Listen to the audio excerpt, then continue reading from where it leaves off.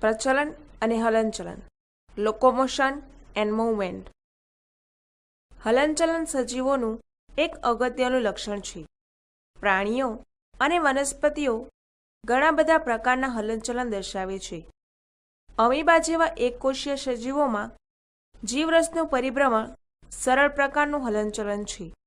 પક્ષમો, કશા અને સૂત્રાંગોનું હલનચલન ઘણા સજીવોમાં જોવા મળે છે. મનુષ્ય ઉપાંગો, જડબા, આંખના પોપચા, જીભ વગેરેને હલાવે છે. કેટલાક હલનચલન તેમના જગ્યા અથવા સ્થાનમાં ફેરફાર કરાવે છે.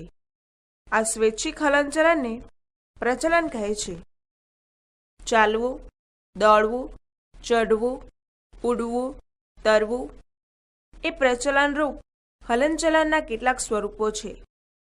પ્રચલન રચનાઓ બીજા પ્રકારના હલનચલનથી જુદી હોવી જરૂરી નથી. ઉદાહરણ તરીકે, પેરામીશિયમમાં પક્ષમો કોષ્ઠકંઠનળી દ્વારા ખોરાકના હલનચલનમાં અને પ્રચલનમાં પણ મદદ કરે છે.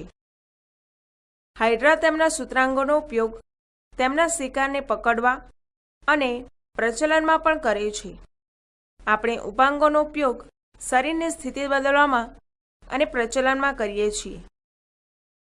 ઉપરોક્ત અવલોકનો દર્શાવે છે કે હલનચલન અને પ્રચલનનો અભ્યાસ અલગ અલગ ન થઈ શકે. આથી એમ કહી શકાય કે બધા પ્રચલન એ હલનચલન છે, પરંતુ બધા હલનચલન પ્રચલન નથી. પ્રાણીઓમાં પ્રચલનની પદ્ધતિઓ તેમના નિવાસસ્થાન અને પરિસ્થિતિની જરૂરિયાત પ્રમાણે બદલાય છે. આમ પ્રચલન એ ખોરાક, આશ્રયસ્થાન, સાથી, યોગ્ય પ્રજનન સ્થળ, સાનુકૂળ આબોહવાકીય પરિસ્થિતિની શોધ અથવા દુશ્મનો ભક્ષકોથી બચવા માટે થાય છે. હલનચલનના પ્રકારો. Types of movement. માનવ શરીરના કોષો મુખ્ય 3 પ્રકારના હલનચલન દર્શાવે છે, જેવા કે અમીબીય, પક્ષમલ અને સ્નાયુલ. આપણા શરીરમાં આવેલ વિશિષ્ટ કોષો જેવા કે ભક્ષક કોષો એટલે કે બૃહદ કોષો, મેક્રોફેજીસ અને રુધિરમાંના શ્વેતકણો અમીબીય હલનચલન દર્શાવે છે. તે જીવરસીય પરિભ્રમણ અમીબામાં દ્વારા નિર્માણ પામતા ખોટા પગોને કારણે છે. કોષીય કંકાલના ઘટકો જેવા કે સૂક્ષ્મતંતુઓ પણ અમીબીય હલનચલનમાં સંકળાયેલ છે. તમે પ્રકરણ 8માં પક્ષમ અને કશા જે કોષરસ પટલનો બહિરુદભેદ છે તે ભણી ચૂક્યા છો.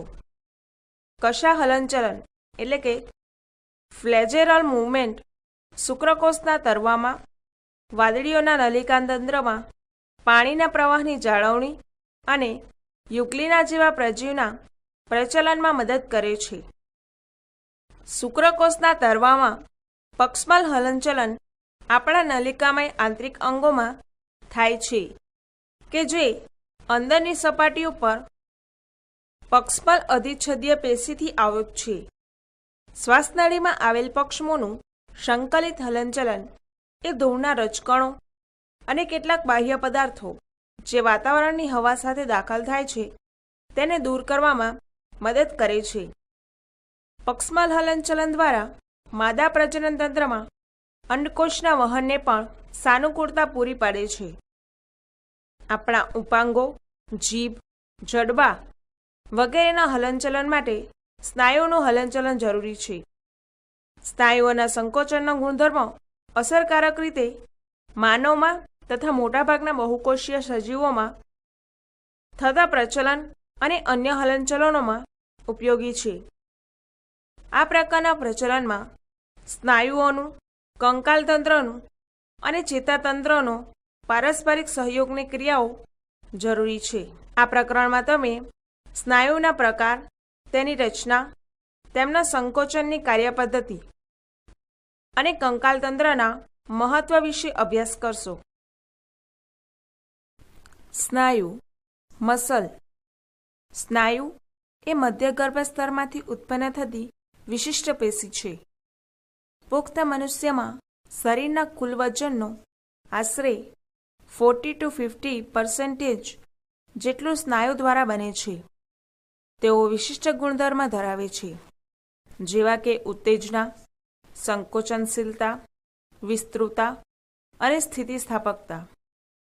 સ્નાયુઓને વિવિધ લક્ષણો જેવા કે સ્થાન, દેખાવ અને કાર્યનિયમનની પ્રકૃતિને આધારે વર્ગીકૃત કરવામાં આવે છે. સ્થાનને આધારે સ્નાયુ 3 પ્રકારથી ઓળખવામાં આવે છે. 1. કંકાલ સ્નાયુ, 2. કોષ્ઠાંતર સ્નાયુ, 3. હૃદ સ્નાયુ. કંકાલ સ્નાયુ એ શરીરના કંકાલ ઘટકો સાથે ચુસ્ત રીતે જોડાયેલા છે. સૂક્ષ્મદર્શક નીચે તેની રચના જોતા તે રેખિત દેખાય છે અને તેથી તેને રેખિત સ્નાયુઓ કહે છે. તેમનું કાર્ય ચેતાતંત્રના ઐચ્છિક નિયંત્રણ હેઠળ હોય છે, તેથી તેઓ ઐચ્છિક સ્નાયુઓ તરીકે પણ જાણીતા છે. તેઓ પ્રાથમિક રીતે પ્રચલન ક્રિયાઓ અને શરીરની સ્થિતિના બદલાવ સાથે સંકળાયેલ છે. કોષ્ઠાંતર સ્નાયુઓ શરીરમાંના અંતસ્થ ભાગોના પોલાણની અંદરની દિવાલમાં સ્થાન પામેલા છે, જેવા કે પાચન માર્ગ, પ્રજનન માર્ગ વગેરે. તેઓ કોઈ રેખિત રચના ધરાવતા નથી અને પ્રમાણમાં લીસા દેખાય છે, તેથી તેઓને લીસા સ્નાયુઓ એટલે કે અરેખિત સ્નાયુઓ કહે છે. તેમનું કાર્ય ચેતાતંત્રના ઐચ્છિક નિયંત્રણ હેઠળ હોતું નથી, તેથી તેને અનૈચ્છિક સ્નાયુઓ કહે છે. ઉદાહરણ તરીકે તેઓ ખોરાકનું પાચન માર્ગમાં વહન અને જનનકોષોનું જનન માર્ગ દ્વારા વહનમાં સહાય કરે છે. હૃદ સ્નાયુ પેશી તેના નામ પ્રમાણે હૃદયના સ્નાયુઓ છે. હૃદ સ્નાયુ પેશીના નિર્માણમાં ઘણા હૃદ સ્નાયુ કોષો ભેગા મળી શાખિત રચના કરે છે. દેખાવને આધારે હૃદ સ્નાયુઓ રેખિત છે. તેઓ અનૈચ્છિક પ્રકૃતિના છે. ચેતાતંત્ર તેમની ક્રિયાઓનું સીધું નિયંત્રણ કરતું નથી. ચાલો કંકાલ સ્નાયુઓની રચના અને સંકોચન ક્રિયાવિધિ સમજવા ઊંડાણપૂર્વક તપાસીએ. આપણા શરીરના દરેક સુઆયોજિત કંકાલ સ્નાયુ ઘણા સ્નાયુ જૂથ અથવા સમૂહ ફેસ્કિસેલ્સ કે જે સામાન્ય કોલેજનયુક્ત સંયોજક પેશીના સ્તર, જેને સંપુટ એટલે કે ફેસ્કિયા કહે છે, તેના દ્વારા ભેગા મળી બનાવે છે. દરેક સ્નાયુ જૂથ ઘણા સ્નાયુ તંતુઓ ધરાવે છે. દરેક સ્નાયુ તંતુ રસપટલ દ્વારા આવૃત હોય છે, જેને સ્નાયુ તંતુપળ એટલે કે સાર્કોલેમા કહે છે, જે સ્નાયુરસ એટલે કે સાર્કોપ્લાઝમને ઘેરે છે. સ્નાયુ તંતુ એક બહુકોષ કેન્દ્રીય રચના છે, કારણ કે તે ઘણા કોષ કેન્દ્ર ધરાવે છે. સ્નાયુ તંતુની અંતઃકોષ રસજાળ એટલે કે સ્નાયુ રસજાળ કેલ્શિયમ આયનનું સંગ્રહ સ્થાન છે. સ્નાયુ તંતુની લાક્ષણિકતા સ્નાયુ રસમાં સમાંતર રીતે ગોઠવાયેલા મોટી સંખ્યામાં જોવા મળતા તંતુકોની એટલે કે ફિલામેન્ટ્સની હાજરીને કારણે હોય છે, જેને સ્નાયુ તંતુકો એટલે કે માયોફિલામેન્ટ્સ ઓર માયોફાઇબ્રિલ્સ કહે છે. દરેક સ્નાયુ તંતુકો એકાંતરે ઘેરા અને ઝાંખા બીમ ધરાવે છે. સ્નાયુ તંતુકનો ઊંડાણપૂર્વકનો અભ્યાસ તેનો રેખિત દેખાવ દર્શાવે છે, જે અગત્યના 2 પ્રોટીન એક્ટિન અને માયોસિનની વિતરણ પદ્ધતિને કારણે છે. ઝાંખા બીમ એક્ટિન ધરાવે છે અને તેને આઈ બીમ અથવા આઇસોટ્રોપિક બીમ કહે છે, જ્યારે ઘેરા બીમને એ બીમ અથવા એન આઇસોટ્રોપિક બીમ કહે છે, જે માયોસિન ધરાવે છે. બંને પ્રોટીન સ્નાયુ તંતુકોમાં સળિયાની જેમ એકબીજાને સમાંતર અને સ્નાયુ તંતુકોના લંબાક્ષે પણ ગોઠવાયેલા હોય છે. એક્ટિન તંતુકો માયોસિન તંતુકોની તુલનામાં પાતળા હોય છે. તેથી સામાન્ય રીતે તેમને અનુક્રમે પાતળા અને જાડા તંતુઓ કહે છે. દરેક આઈ-બીમની મધ્યમાં સ્થિતિસ્થાપક તંતુ, જેને ઝેડ રેખા કહે છે, જે તેને 2 ભાગોમાં વિભાજિત કરે છે. પાતળા તંતુકો ઝેડ રેખા સાથે જોડાયેલા હોય છે. એ બીમમાં અને જાડા તંતુકો આ બીમના મધ્યમાં પાતળા તંતુમય પટલ વડે જોડાય છે, જેને એમ રેખા કહે છે. એ અને આઈ બીમ સ્નાયુ તંતુકોની લંબાઈમાં એકાંતરે ગોઠવાયેલા હોય છે. સ્નાયુ તંતુકની 2 ક્રમિક ઝેડ રેખા વચ્ચેનો ભાગ સંકોચનની ક્રિયાત્મક એકમ છે, જેને સ્નાયુ તંતુક ખંડ એટલે કે સાર્કોરમ કહે છે. વિશ્રામી અવસ્થામાં જાડા તંતુકોની બંને બાજુએ આવેલા પાતળા તંતુકોના છેડા વડે જાડા તંતુકોના મધ્યભાગને છોડી અંશતઃ આચ્છાદન પામે છે, જેથી જાડા તંતુનો મધ્યભાગ કે જે પાતળા તંતુઓ વડે આચ્છાદન પામતો નથી તેને એચ વિસ્તાર કહે છે. સંકોચિલ પ્રોટીનની રચના. Structure of contractile proteins. દરેક ઓક્સિન એટલે કે પાતળા તંતુકો 2F એટલે કે ફિલામેન્ટ્સ એક્ટિન એકબીજા સાથે કુંતલાકારે વીંટળાઈને બને છે. દરેક એફ એક્ટિન એકલ અણુ એટલે કે મોનોમેરિક જી ગોળાકાર એક્ટિનના બહુ અણુ બહુલક છે. 2 અન્ય પ્રોટીનના તંતુકો ટ્રોપોમાયોસિન પણ એફ એક્ટિનની સમગ્ર લંબાઈની નજદીકથી પસાર થાય છે. જટિલ પ્રોટીન ટ્રોપોનિન ટ્રોપોમાયોસિનના નિયત અંતરાલે વિતરણ પામેલા હોય છે. વિશ્રામી અવસ્થામાં ટ્રોપોનિનનો એક ઉપએકમ ઓક્ટિન તંતુકો ઉપરના સક્રિય માયોસિન જોડાણ સ્થાનને ઢાંકેલો રાખે છે. દરેક માયોસિન જાડો તંતુક પણ બહુલીકૃત એટલે કે બહુલક પ્રોટીન છે. ઘણા એકલ પ્રોટીનો, જેને મેરોમાયોસિન કહે છે, તેના દ્વારા એક જાડો તંતુક બને છે. દરેક મેરોમાયોસિનને 2 અગત્યના ભાગો હોય છે: ટૂંકા હસ્ત સાથેનો ગોળાકાર શીર્ષ અને પૂંછડી. અગ્રભાગને ભારે એટલે કે હેવી મેરોમાયોસિન HMM અને પાછળના ભાગને હલકું એટલે કે લાઇટ મેરોમાયોસિન LMM કહે છે.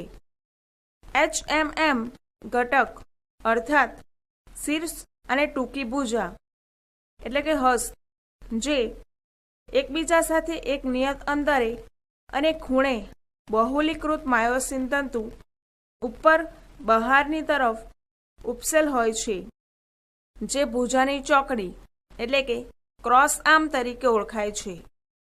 ગોળાકાર શીર્ષ એ સક્રિય એટીપેસ ઉત્સેચક છે અને એટીપીનું જોડાણ સ્થાન ધરાવે છે અને એક્ટિન માટેનું સક્રિય સ્થાન છે. સ્નાયુ સંકોચનની ક્રિયાવિધિ. Mechanism of muscle contraction. સ્નાયુ સંકોચનની ક્રિયાવિધિ સારી રીતે સરકતા તંતુકવાદ દ્વારા સમજાવી શકાય છે, જેના અનુસાર સ્નાયુ તંતુનું સંકોચન પાતળા તંતુકોનું જાડા તંતુકો ઉપર સરકવાને લીધે થાય છે. સ્નાયુ સંકોચનની શરૂઆત મધ્યસ્થ ચેતાતંત્રના પ્રેરક ચેતાકોષો દ્વારા મોકલવામાં આવતા સંદેશો દ્વારા થાય છે. પ્રેરક ચેતાકોષ સ્નાયુ તંતુઓ સાથે જોડાઈ પ્રેરક એકમ બનાવે છે. પ્રેરક ચેતાકોષ અને સ્નાયુ તંતુના ચેતાતંતુ પર વચ્ચેના જોડાણને ચેતાસ્નાયુ સંધાન કે પ્રેરક અંત તકતી મોટર એન્ડ પ્લેટ કહે છે.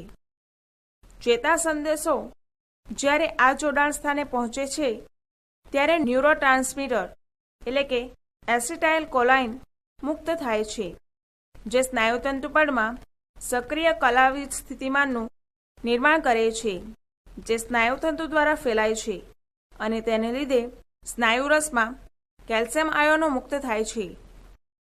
Ca+2ના સ્તરમાં થતો વધારો કેલ્શિયમ એ એક્ટિન તંતુકો ઉપરના ટ્રોપોનિનના ઉપએકમ સાથે જોડાણ પામેલ છે અને તેને લીધે માયોસિનના સક્રિય સ્થાનેથી ઢાંકણ એટલે કે માસ્કિંગને દૂર કરે છે, જેથી તે ભાગ માયોસિનના જોડાણ માટે ખુલ્લો થાય છે. એટીપીના જળ વિભાજન દ્વારા પ્રાપ્ત શક્તિનો ઉપયોગ કરી માયોસિન તંતુકના શીર્ષ એક્ટિનના ખુલ્લા સક્રિય સ્થાનો સાથે સેતુ નિર્માણ માટે જોડાય છે. આ બંધથી જોડાયેલ એક્ટિન તંતુઓ એ બીમના કેન્દ્ર તરફ ખસે છે. આ એક્ટિન સાથે જોડાયેલ ઝેડ રેખા પણ અંદરની તરફ ખેંચાય છે, જેનાથી સ્નાયુતંતુ ખંડ ટૂંકો થાય છે, એટલે કે સંકોચન થાય છે. ઉપરોક્ત તબક્કાથી એ સ્પષ્ટ છે કે સ્નાયુના ટૂંકા થવાના સમયે એટલે કે સંકોચન થવાથી આઈ બીમ ટૂંકો થાય છે, જ્યારે એ બીમ તેની લંબાઈને જાળવી રાખે છે. માયોસિન એડીપી અને પીઆઈ મુક્ત કરે છે, જે વિશ્રામી સ્થિતિમાં પરત જાય છે. નવો એટીપી જોડાય છે અને સેતુ નિર્માણ તૂટે છે. એટીપી માયોસિનના શીર્ષ દ્વારા ફરી જળ વિભાજન પામે છે અને સેતુ નિર્માણ અને તૂટવાનું ચક્ર પુનરાવર્તિત થયા કરે છે, જેને પરિણામે સરકવાનું આગળ ચાલે છે. પ્રક્રિયા ત્યાં સુધી ચાલુ રહે છે જ્યાં સુધી Ca+2 આયનો સ્નાયુરસની સિસ્ટરની એટલે કે અંતઃસ્નાયુરસ જાળમાં પાછા ન ફરે. તેને પરિણામે એક્ટિન તંતુઓ ઢંકાય છે. આ ઝેડ રેખાઓનું પોતાના મૂળ સ્થાને પરત ફરવાનું કારણ છે, એટલે કે શિથિલન થાય છે. વિવિધ સ્નાયુઓમાં આ પ્રક્રિયાનો સમય વિભિન્ન હોય છે. સ્નાયુઓની પુનરાવર્તિત સક્રિયતા, તેમાં ગ્લાયકોજનના અજારક વિઘટનને કારણે ઉત્પન્ન થતા લેક્ટિક એસિડના એકઠા થવા ભરાવા તરફ દોરી જાય છે, જેને કારણે થાક લાગે છે. સ્નાયુઓ લાલ રંગના ઓક્સિજનનો સંગ્રહ કરતા રંજક કણો ધરાવે છે, જેને માયોગ્લોબિન કહે છે. માયોગ્લોબિન કેટલાક સ્નાયુઓમાં વધુ જોવા મળે છે, જે તેને લાલાશ પડતો દેખાવ આપે છે. આ સ્નાયુઓને લાલ તંતુઓ એટલે કે રેડ ફાઇબર્સ કહે છે. આ સ્નાયુઓ ઘણા કણાભસૂત્રો પણ ધરાવે છે, જે એટીપીના ઉત્પાદન માટે તેમાં સંગ્રહ પામેલ મોટા જથ્થામાં O2 ને વાપરે છે. આ સ્નાયુઓને તેથી જારક સ્નાયુઓ પણ કહે છે. બીજી બાજુ કેટલાક સ્નાયુઓ ખૂબ જ ઓછી માત્રામાં માયોગ્લોબિન ધરાવે છે અને તેથી તે ઝાંખા અથવા સફેદ દેખાય છે.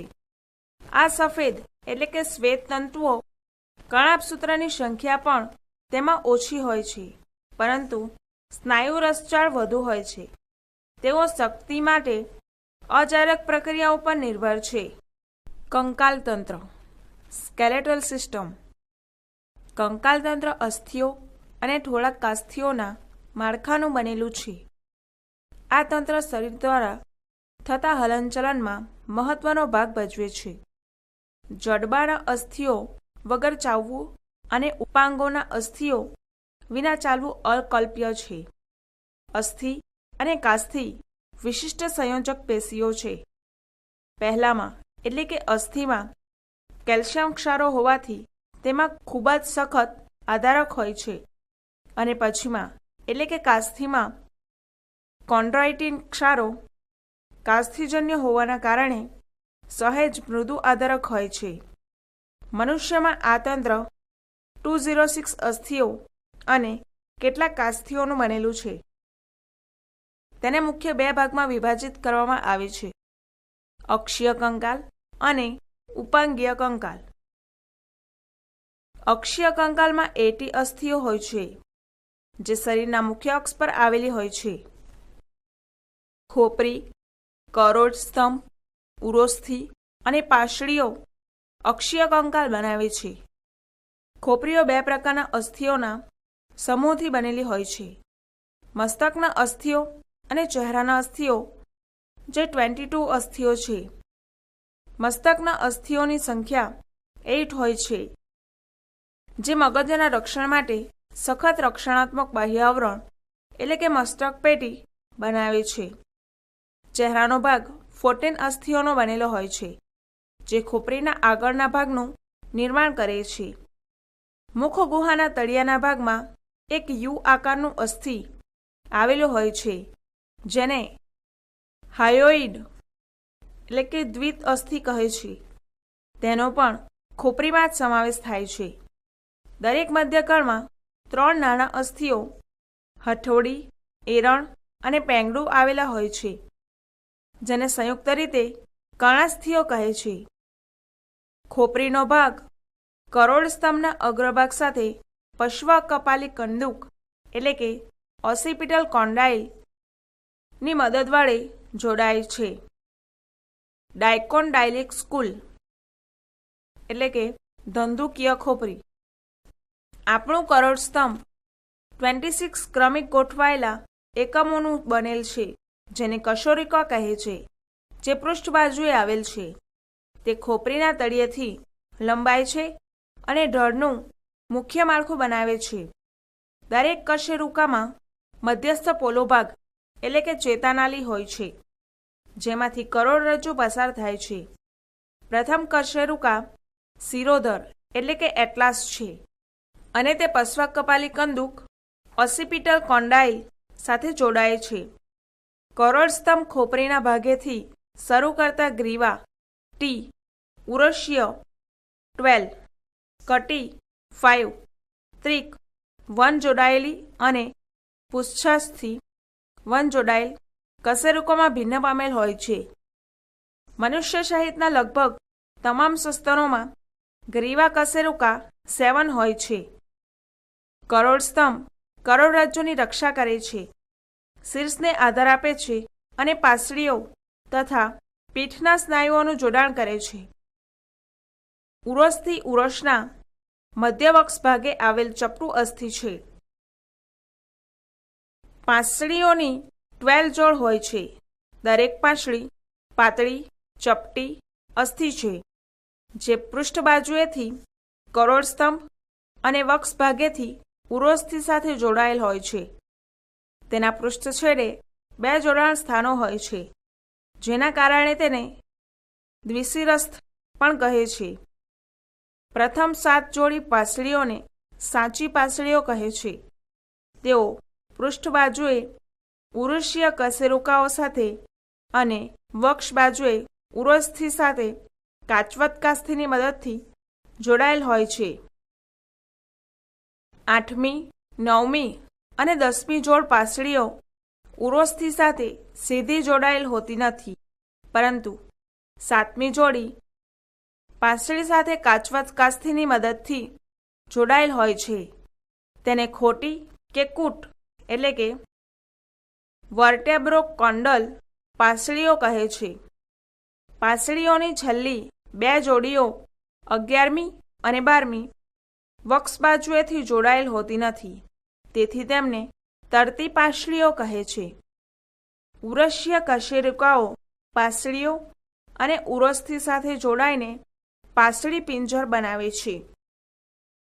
ઉપાંગોના અસ્થિઓ તેમની મેખલા સાથે ઉપાંગીય કંકાલ બનાવે છે. પ્રત્યેક ઉપાંગ 30 અસ્થિઓથી બને છે. હાથના એટલે કે અગ્ર ઉપાંગના અસ્થિઓ ભુજાસ્થિ, અર્ય અને પ્રોષકાષ્ઠી, મણિબંધાસ્થિ, કાંડાના અસ્થિઓ 8ની સંખ્યામાં, પશ્વ મણિબંધાસ્થિ, હથેળીના અસ્થિઓ 5ની સંખ્યામાં અને અંગુલ્યાસ્થિઓ આંગળીઓના અસ્થિઓ 14ની સંખ્યામાં હોય છે. ઉરુ અસ્થિ એટલે કે ઉર્વસ્થિ, જાંઘ સાથળનું અસ્થિ, સૌથી લાંબુ અસ્થિ, ટીબિયા અને ફિબ્યુલા ગુલ્ફાસ્થિઓ, પગની ઘૂંટીના અસ્થિઓ 7ની સંખ્યામાં, પશ્વ ગુલ્ફાસ્થિઓ 5ની સંખ્યામાં અને અંગુલ્યાસ્થિઓ આંગળીઓના અસ્થિઓ 14ની સંખ્યામાં 5 ઉપાંગના અસ્થિઓ છે. કપ આકારનું એક અસ્થિ, જેને ઘૂંટણનું અસ્થિ એટલે કે પેટેલા કહે છે, જે ઘૂંટણને વક્ષ ભાગેથી ઢાંકે છે. ઘૂંટણ ઢાંકણ. સ્કંદ મેખલા અને નિતંબ મેખલાના અસ્થિઓ અક્ષીય કંકાલ સાથે અનુક્રમે અગ્ર ઉપાંગ અને પશ્વ ઉપાંગના અસ્થિઓને જોડે છે. પ્રત્યેક મેખલા 2 અર્ધભાગોની બનેલી હોય છે. સ્કંદ મેખલાનો પ્રત્યેક અડધો ભાગ અક્ષક અને સ્કંદાસ્થિ ધરાવે છે. સ્કંદાસ્થિ ઉરસના પૃષ્ઠભાગે બીજી અને 7મી પાસળીઓ વચ્ચે આવેલું મોટું ત્રિકોણાકાર ચપટું અસ્થિ છે. સ્કંદાસ્થિના પૃષ્ઠ ચપટા ત્રિકોણાકાર ભાગમાં એક સહેજ ઉપસેલી ધાર આવેલ હોય છે, જેને કંટક કહે છે, જે ચપટી વિસ્તૃત રચના સ્કંદાગ્ર પ્રવધ રૂપે દેખાય છે. અક્ષક આની સાથે જોડાય છે.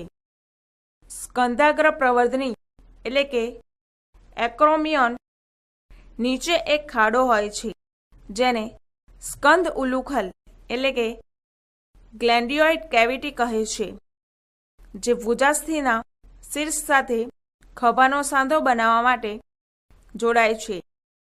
દરેક અક્ષક લાંબુ પાતળું અસ્થિ છે, જેમાં 2 વળાંક આવેલા હોય છે, જેને સામાન્ય રીતે હાસડીનું અસ્થિ કહે છે. નિતંબ મેખલા 2 શ્રોણી અસ્થિ ધરાવે છે. પ્રત્યેક શ્રોણી અસ્થિ 3 અસ્થિઓના જોડાણથી બનેલ હોય છે: નિતંબાસ્થિ, આસનાસ્થિ અને પૂર્વ નિતંબકાસ્થિ. આ અસ્થિઓના જોડાણ સ્થાને એક ગુહા એટલે કે પોળા આવેલી હોય છે, જેને નિતંબ ઉલુખલ એટલે કે એક્સેટાબુલમ કહે છે, જે ઉર્વસ્થિ એટલે કે સાથળના અસ્થિને જોડે છે. નિતંબ મેખલાના બંને ભાગ વક્ષ બાજુએ ભેગા મળી પૂર્વ નિતંબ કાસ્થિ સાંધાને બનાવે છે, જે તંતુમય કાસ્થિ ધરાવે છે. સાંધા જોઇન્ટ્સ. સાંધાઓ શરીરના અસ્થિભાગો સહિતના દરેક પ્રકારના હલનચલન માટે આવશ્યક છે. પ્રચલનરૂપ હલનચલન પણ આનો અપવાદ નથી. સાંધાઓ અસ્થિઓ અથવા અસ્થિઓ ઉપરાંત કાસ્થિઓ વચ્ચેના જોડાણ સ્થાન છે. સ્નાયુ દ્વારા ઉત્પન્ન થતા બળનો ઉપયોગ સાંધાઓ દ્વારા હલનચલન કરવા માટે થાય છે. અહીં સાંધાઓ ઉચ્ચાલનના આધારબિંદુ તરીકે કાર્ય કરે છે. આ સાંધાઓની ગતિ પર જુદા જુદા પરિબળો અસર કરે છે. સાંધાઓને મુખ્ય 3 બંધારણીય સ્વરૂપોમાં વર્ગીકૃત કરવામાં આવ્યા છે: તંતુમય સાંધા, કાસ્થિમય સાંધા અને સાઇનોવિયલ સાંધા. તંતુમય સાંધાઓ કોઈપણ જાતનું હલનચલન કરવા દેતા નથી. આ પ્રકારના સાંધાઓ ખોપરીના ચપટા અસ્થિઓમાં જોવા મળે છે, કે જેઓ છેડાના ભાગેથી તંતુમય સંયોજક પેશીની મદદ વડે ટાંકા એટલે કે સિલાઈના સ્વરૂપમાં જોડાઈને મસ્તક પેટીનું નિર્માણ કરે છે. કાસ્થિમય સાંધાઓમાં અસ્થિઓ કાસ્થિ વડે જોડાયેલ હોય છે. કરોડ સ્તંભમાં પાસ પાસેની કશેરુકાઓ આ રીતે જોડાયેલ હોય છે. તે મર્યાદિત હલનચલનની છૂટ આપે છે. સાઇનોવિયલ સાંધાઓમાં 2 અસ્થિઓના જોડાણ સ્થાને સાઇનોવિયલ ગુહામાં પ્રવાહી ભરેલું હોય છે, જે તેની લાક્ષણિકતા છે. આ પ્રકારની ગોઠવણી સરળતાથી હલનચલન થવા દે છે. આ સાંધાઓ પ્રચલન અને અન્ય બીજા હલનચલનમાં મદદરૂપ છે. કંદુક ઉલુખલ સાંધો, જે ભુજાસ્થિ અને સ્કંદમેલા વચ્ચે. મીજાગરનો સાંધો, જે કોણીનો સાંધો. ઉખડી સાંધો, જે શિરોધર અને અક્ષક કશેરુકા વચ્ચે. સરકતા સાંધા, મણિબંધાસ્થિ વચ્ચે અને વળી શકે તેવા સાંધા, જે અંગૂઠાના મણિબંધાસ્થિ અને પશ્વ મણિબંધાસ્થિ વચ્ચે હોય છે, વગેરે તેના ઉદાહરણો છે. સ્નાયુ અને કંકાલ તંત્રની અનિયમિતતાઓ. Disorders of muscular and skeletal system. Myasthenia gravis. આ સ્વરોગ પ્રતિકારક રોગ છે, જે ચેતાસ્નાયુ સંધાનને અસર કરે છે, જેને લીધે થાક, નબળાઈ અને કંકાલ સ્નાયુનો પક્ષઘાત થાય છે. મસ્ક્યુલર ડિસ્ટ્રોફી, સ્નાયુમાં દુર્વિકાર. મોટાભાગે જનીનિક ખામીઓને કારણે કંકાલ સ્નાયુઓનો ધીરે ધીરે અપકર્ષ થાય છે. ટીટેની, દેહજળમાં Ca+2નું ઓછું પ્રમાણ થવાને કારણે ઝડપી આપોઆપ સ્નાયુઓનું સંકોચન થાય છે. આર્થરાઇટિસ, સાંધાઓનો સોજો. ઓસ્ટિયોપોરોસિસ, અસ્થિ સુષિરતા, ઉંમર વધવા સાથે થતો રોગ છે, જેમાં અસ્થિદ્રવ્ય ઘટતું જાય છે અને અસ્થિભંગ એટલે કે ફ્રેક્ચરની શક્યતાઓ વધે છે. ઇસ્ટ્રોજનનું ઘટતું પ્રમાણ આનું મુખ્ય કારણ છે. ગાઉટ એટલે કે સંધિવા, યુરિક એસિડના સ્ફટિકો જમા થવાને કારણે સાંધાઓમાં સોજો આવે છે.